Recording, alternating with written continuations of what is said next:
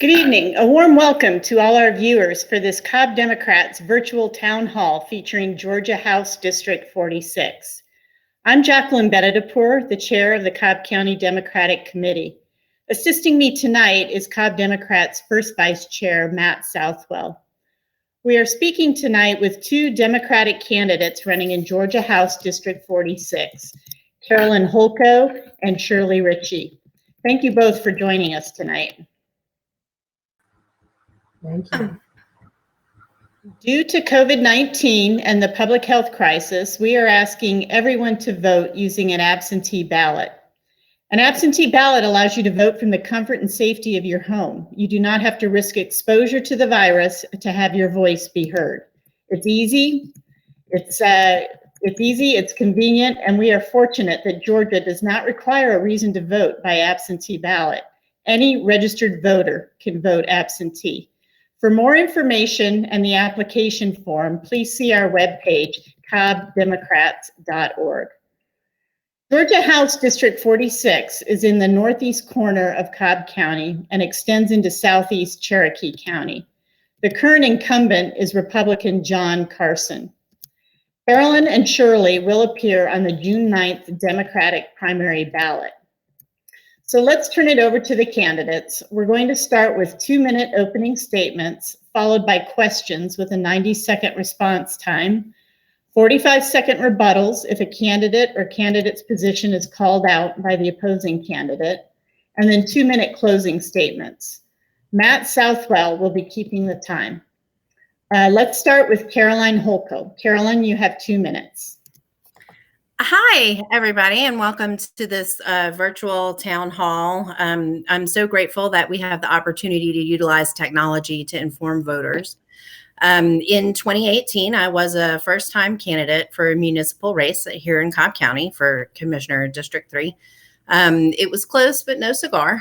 And after spending most of 2019 down at the Capitol protesting the various and sundry limitations our legislature wanted to put on women's bodies. I mean, officially right now, Confederate monuments have more rights than women. In that last flurry of activity is when I decided to run against the incumbent, because I don't believe that our community is hateful, and I don't believe that our community wants women's rights to be taken away. I don't believe that our community wants levels of inequality that are unsustainable to be the norm. And I fundamentally believe that people in our community are kinder and are just looking for someone to help them figure out what they can do as citizens. I am a lifelong liberal Democrat. And I come from a union family. So I'm hoping that one of the things that we can accomplish in the next session is to increase worker protections, repeal House Bill 481, and secure the right to vote for every eligible citizen, especially the recently incarcerated. If they're safe enough to be out, they should be allowed to vote. Thank you, Caroline. Next, Shirley Ritchie, you have 2 minutes. Good evening. Thank you. Everybody has a story to tell, and I'm new, and so I wanted to introduce myself to everyone. Deciding to run for office came after a visit to my best friend in Louisville last year, living alone in a senior high-rise on the 16th floor, one or no working elevator most of the time, confined to a wheelchair with chronic illness and diabetes and severe arthritis. A restaurant owner I found who knew her walked up 16 flights to deliver her meals. She was denied in-home care, even for a bath, and was using a trash bag as a disposable toilet because she couldn't walk to her own bathroom, and she slept in a chair. She was denied health care from Medicaid because she was over the income guidelines for Kentucky in her Social Security check, her sole support. And without question, I offered her the option of moving to Georgia with me as her nurse case manager and best friend for 40 years. Fast forward, the obstacles in Georgia were blocked at every turn, and not because she didn't qualify. And thank God I found a trusting and willing personal care home in Marietta to take us on faith that perseverance, I could get the care that Miss Louise needed. And I even worked the night shift staying with Miss Louise until she became a little more comfortable in strange surroundings. After 6 months and numerous missteps and dozens of phone calls and letters to district managers of driver services and WellStar and WellCare and Medicaid and CobbLink and MARTA and wheelchair transportation companies and spending $1,000 just to get transportation, I accomplished 90% of services just before COVID-19. That's when I decided to run and try to apply what I learned about the system in Georgia. If not now, when?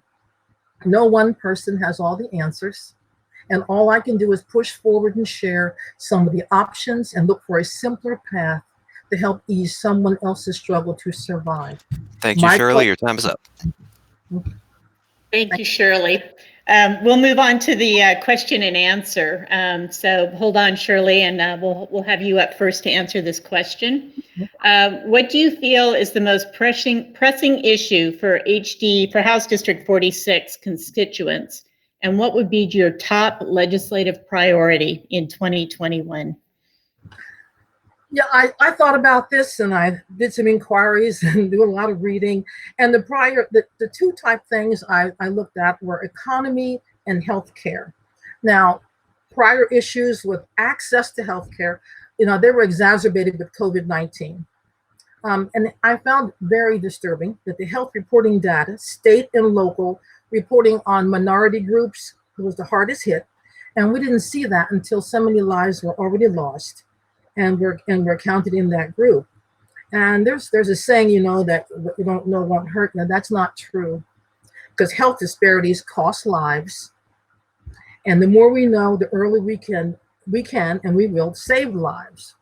And my last 4 words on that are testing, PPE, and medical resources, because I was really shocked that we didn't have anything close to what the nurses I've been for 40 years should think that we would have. Economy, congressional legislation, the Small Business Administration, that Paycheck Protection and Economic Impact on Disaster Loans Act. I found that was co-sponsored after reading up on that by Lucy McBath, whom I've been following for 2 years. And literally we're learning to fly while we're flying the plane, and that's been a problem. So it's important to be bipartisan, inclusion, working together, and accessing the funds that were blocked with overwhelming requests, of course, for help. Thank you, Shirley. Your time is up. Thank you. Caroline, what do you feel is the most pressing issue for House District 46 constituents, and what would your top legislative priority be in 2021? Well, my number one priority for House District 46 is making sure that every single Georgia citizen has access to health care. Prior to the COVID-19 pandemic, I might have said that House Bill 481 was our most urgent need, but I think this pandemic has really highlighted exactly how terrible the disparity in health outcomes is. And it's heartbreaking to see those fault lines fall on both racial and economic fault lines. So as a state and as a district, we're failing our most vulnerable citizens in one of the richest places in the world. In Cobb County alone, the average household income is significantly above the norm, but yet we're one of the worst hit counties. And a big part of that is lack of access to quality preventative care, and having healthcare tied to your employment is especially dangerous in a right to get fired state like Georgia is. So I would also like to see worker protections go up and Medicaid expanded. Those things are emergencies, in my opinion. Thank you. One of the prime responsibilities of the Georgia Assembly is to pass a balanced budget. On the heels of Governor Kemp's proposal to cut all agency budgets by 6% this year, John Carson sponsored House Bill 949, the flat tax bill, making all Georgians pay the same tax rate of 5.375%, whether you're a millionaire or working a minimum wage job. It is estimated that this bill would reduce revenues by $400 million annually. John Carson has pledged to reduce personal income taxes and eliminate corporate income taxes to attract jobs. Can you explain what your budget priorities would be from both a revenue tax perspective and an expense perspective? Carolyn, we'll hear from you first. Okay, so that is absolutely the wrong tactic to take. Corporations should be paying their fair share of taxes. Flat taxes have been proven over and over again to be regressive and most burdensome to people who are low income or who are on the verge of being low income. For some people, a couple $100s a month makes the difference between a quality lifestyle and food insecurity. So yeah, no, corporations need to pay their fair share of taxes. Our budget priorities need to be making sure that our schools are fully funded equitably across districts and not this patchwork of, oh, the rich neighborhood has a nice school and the poor neighborhood has a terrible school. Your ability to get an education should not depend entirely on where you live. Corporations should not be exempt from taxes except in very, very rare circumstances that I'm not convinced that any corporation in the state of Georgia with a tax exemption right now has actually met that threshold. So yeah, no cuts to taxes. Corporations need to pay their fair share, and we need to make sure that our most vulnerable citizens are supported by an adequate safety net funded by corporate taxes. Thank you. Shirley, can you explain what your budget priorities would be, both from a the tax side and the expense side? Right, and I'm not the expert, but I looked at both of these, the flat tax versus they call it progressive and graduated tax. And I said, okay, the state funds, they get most of the half of the state fund from income tax. And so the flat rate raises, which is 5.35, I think what they said, would raise taxes on low and middle. And only 8 states really have that. And I looked where one state is not going to do it anymore. Because again, the lowest people in their state made $21,000 and paid 14% of that in their tax. The top 1% who earned over $500,000 paid 9%, and at the lowest 7%. So it is an unfair balance when it comes to benefits.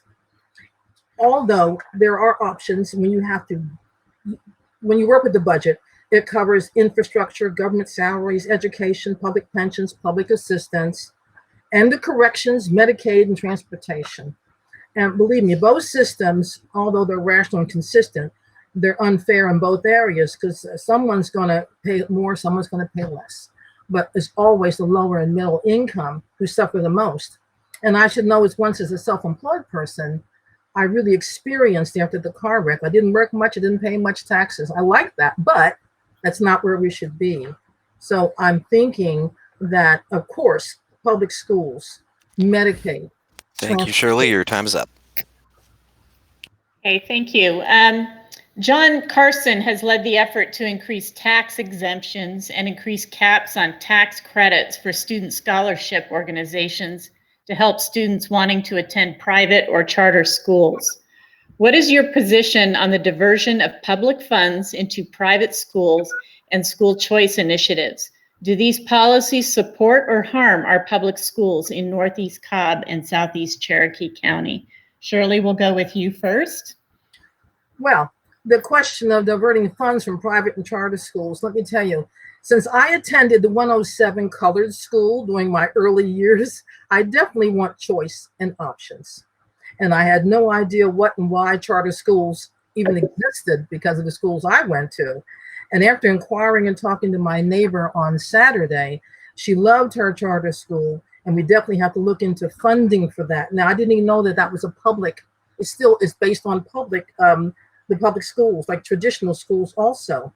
And they're entitled to share grants and federal funds, but the school boards are the important part of this. It's the important part of the piece of the puzzle, because they authorize charters and the state board approves the charters. So they are public schools, which I did not associate with that. But I do see that they should be supported, but we have to look at the funding, and the school board is really an important position for that. So I am for charter schools. I don't think it would, and since it's in the same district as your traditional school, they have to come to a compromise. They have to talk about the grants that are available, the money is available to both schools, and make it equitable. Okay, Caroline, what's your position on the diversion of public funds into private schools and school choice initiatives? So I do know that there are a number of parents of children with extreme special needs who rely on these scholarships for their children to receive an education in the least restrictive environment possible. However, there have also been some allegations of people using the voucher system to give their kids an extra and not necessarily needed advantage. Charter schools, I have mixed feelings about. There are some that serve important purposes, arts magnets, and things of that nature. But I don't think that the charter school versus public school issue is as complicated as the public school versus private school. I'm not really a fan of the way public school funds are diverted into private schools.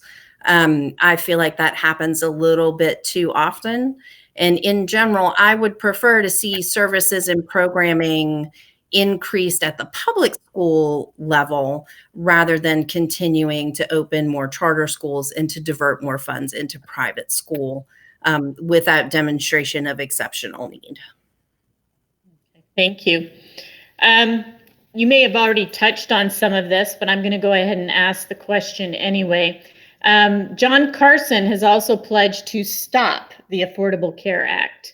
The public health state of emergency in Georgia and nationwide has exposed many of the frailties, disparities, and inequities of our healthcare system.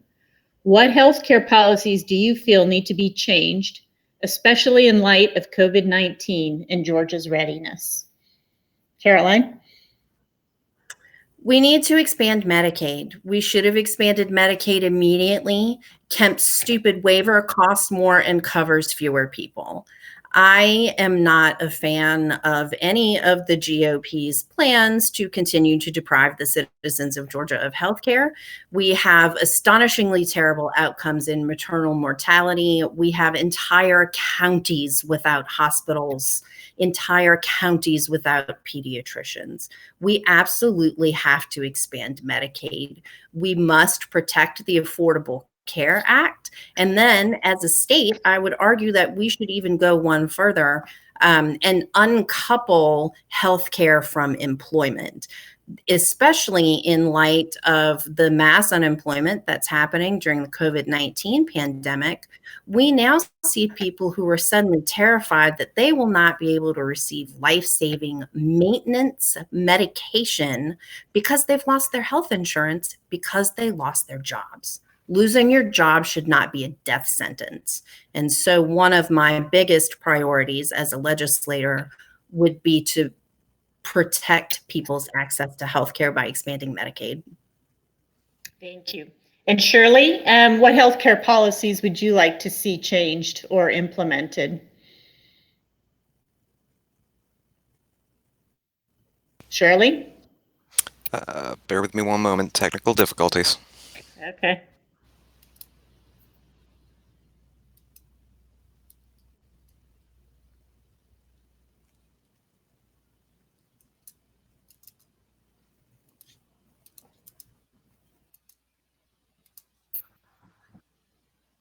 There we go. Shirley, can you hear me? Yes, I can. Can you hear me? Okay. Yes. Let me repeat the question. I got it. What healthcare policies do you feel need to be changed, especially in light of COVID-19 and Georgia's readiness. Mhm. Yeah, the Affordable Care Act has had a lot of bashing sometimes. And I said, the Affordable Care Act is the law. 20 million people are covered. Uninsured people were down 8.8%. It was in 2016, of course. And the GOP, trying to repeal it and weaken it, have caused this instability for the Affordable Care Act. And even the lawsuit in 2018 that Texas said the mandate for coverage was unconstitutional. And that also then weakened the system even more. But the Affordable Care Act should expand Medicaid. And with this administration held up reimbursement to some insurance companies. And therefore, again, it had to raise the rates because it did not get reimbursement. And also during this COVID crisis, they didn't allow special enrollment period for this exchange. The states that own their own exchange, they did have a special enrollment period. And so we need to stop trying to weaken this at the same time in a crisis. And also, lastly, of course, on a personal level, I was shocked by the lack of personal protection equipment as a nurse. As people across the world were dressed for war, we looked like we were strolling in the park. I thought there was poor preparation for a disaster, and there should be no excuses for that, especially when you're a nurse working on the front lines. So better inspections for preparedness and transparency before and even after this crisis should have been done.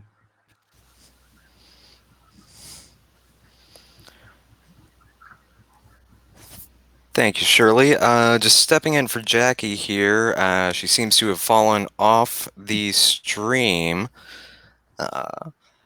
Please hold while I try to get her back in here.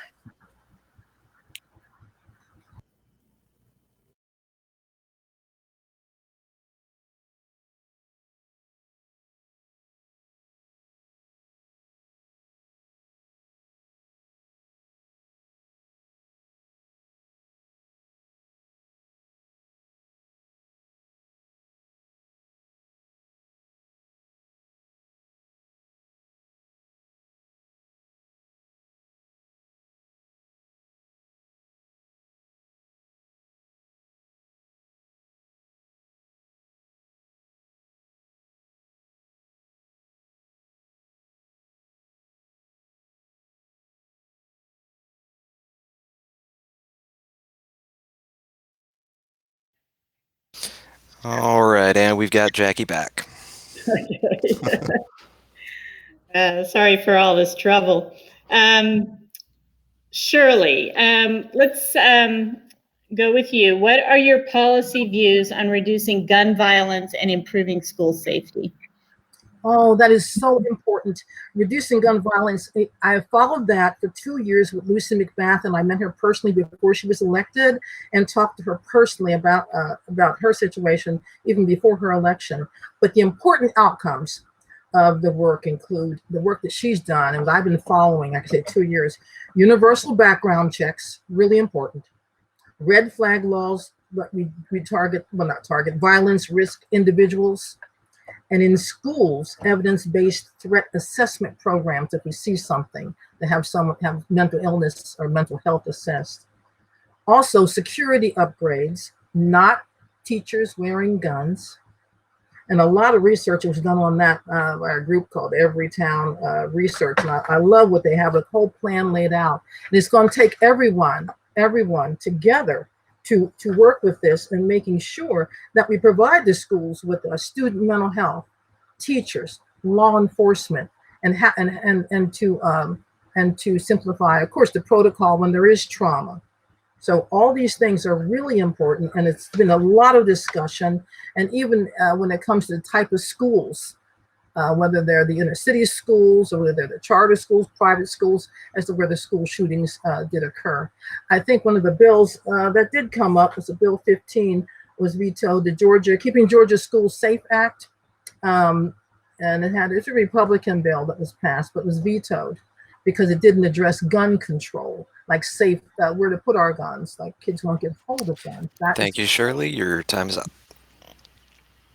Thank you. Caroline, what policies would you support to reduce gun violence and improve school safety? So on the overall topic of gun violence, universal background checks, closing the gun show loophole, I would like to see more stringent requirements placed around the sale and tracking of high velocity weapons, which most ER doctors, those are your assault type weapons. Those are the ones that cause the most damage, according to ER doctors. As far as school safety, here in Cobb County, and I believe in Cherokee County as well, Sandy Hook Promise has gone to several school board meetings and offered to help implement their program in schools to reduce the rates of gun violence in schools. I don't necessarily think that security is not the issue in our schools. When you look at these types of incidents, it's not some stranger coming in from outside, it's someone from within the school.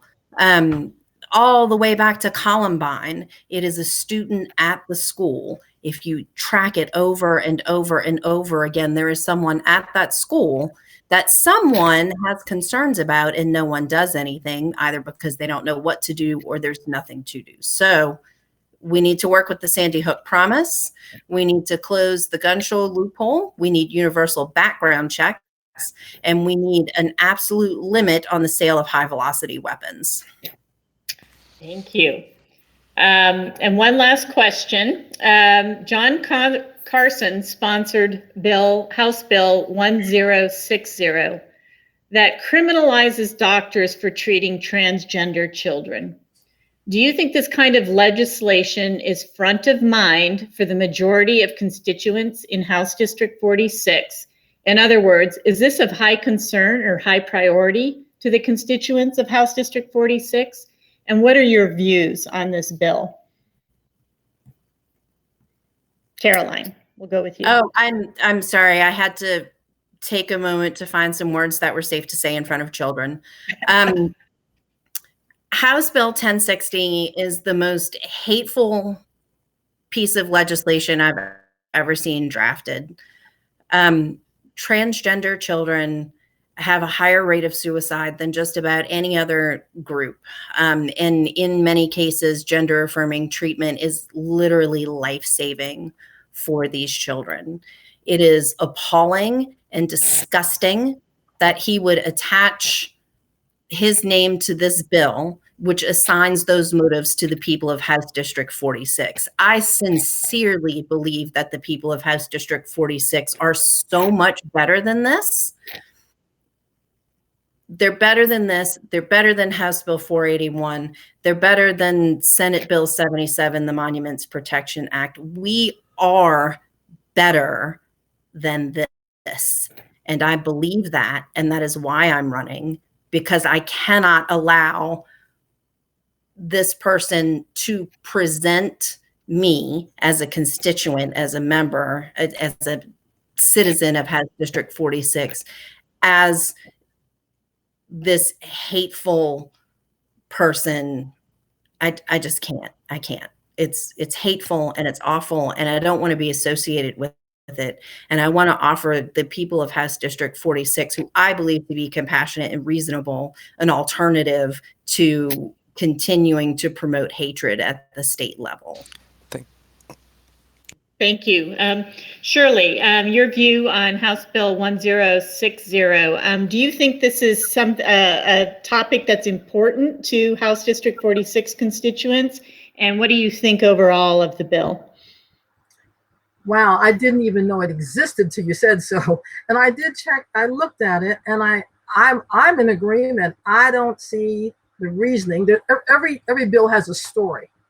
And I couldn't find the story behind this, why they would have this bill. I don't agree with it. Transgender health services, I just don't agree with it. I don't know if it's foremost. I know the parents who are involved, actually, they know the story, they know the heart and anguish that they're feeling if their child does not get attention.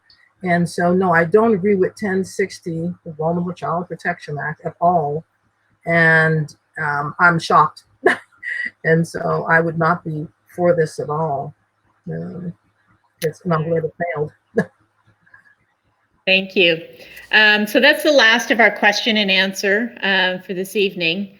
Let's move into closing statements, and we're going to go in reverse ballot order. So we'll have you, Shirley, go first. You have 2 minutes for a closing statement. Well, I probably don't need 2 minutes, but I wanted to, of course, be very clear. Of course, my background is medical and military, and over this process, the past few weeks, I have learned quite a bit, and I'm willing to work very hard for the people and for the community that I live in the areas. And I know we didn't talk much about for senior care, homelessness, housing is so important. And so I'm going to work straight through to the end. As hard as I've worked for my family and my friend and Miss Louise, I intend on doing the same thing for the people in my community. And what we don't know, like I said, we don't have all the answers to everything, but we have to come together.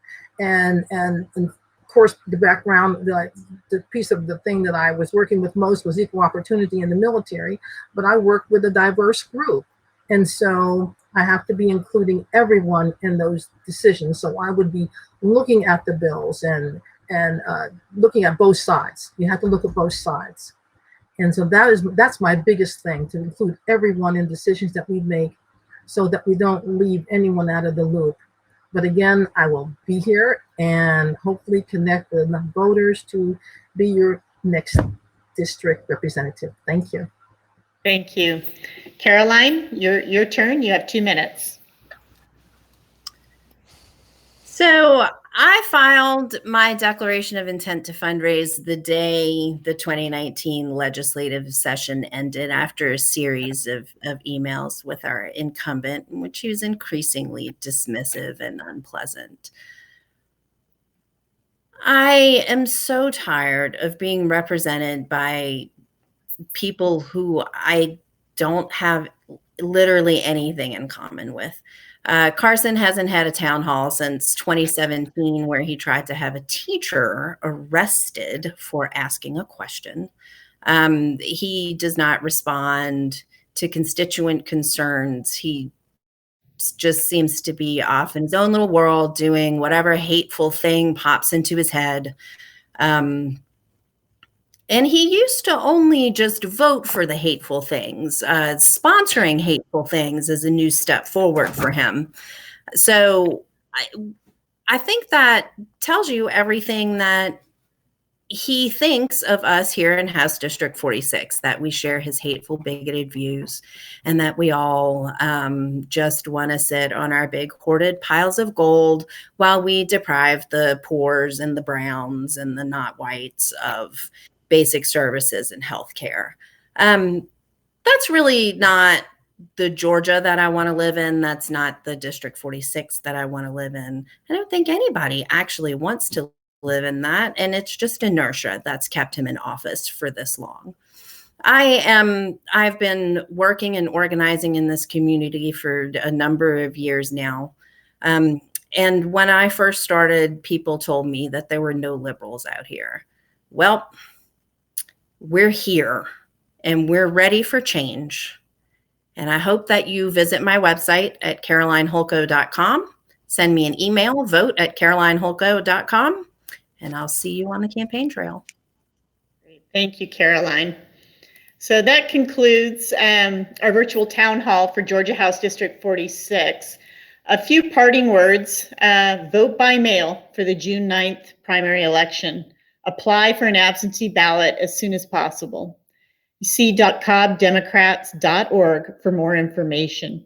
And when you get that ballot, don't stop at the top. Do not vote for President, U.S. Senate, and then go home. Go all the way down the list, and if you live in Georgia House District 46, vote for one of these women, Caroline Holko or Shirley Ritchie, to represent you. Thank you, Caroline and Shirley, for joining us tonight. We invite all Cobb residents to join the Cobb Democrats here again on Thursday night, 7 p.m., when we will be speaking with 3 candidates running for Cobb County Superior Court Judge for Schuster's bench. Thank you all again for joining us online tonight. Stay safe, stay healthy, and have a great night.